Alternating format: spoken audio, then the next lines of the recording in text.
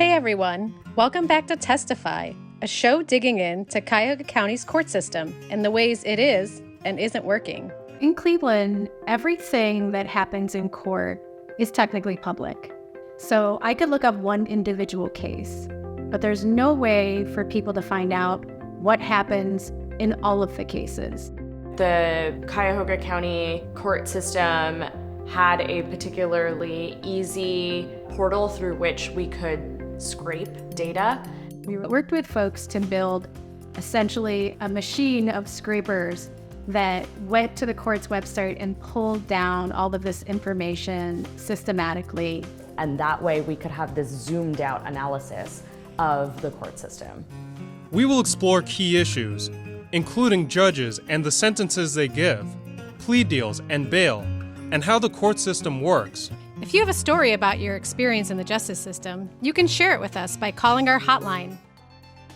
We built what we call the Testify FAQ, where folks come and they submit questions to us and we get the answers. What kinds of judges are they likely to face? What kinds of situations are they likely to see? We found that the majority of people who interacted with the court system had been there before. We are now looking at bail and bail bonds. And one day we'll move on to looking at sentencing. When there are elections for judges, do you feel like there's enough information available to help you decide who to vote for? No, I don't.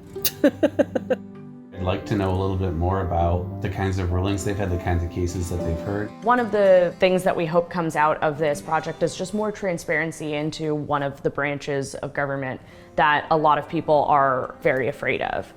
A lot of residents that told us they would not read a 4,000 or 5,000 word story of how about we try to turn it into a one-page comic. We should approach serving different audiences in different ways. The world needs more experimenting, really.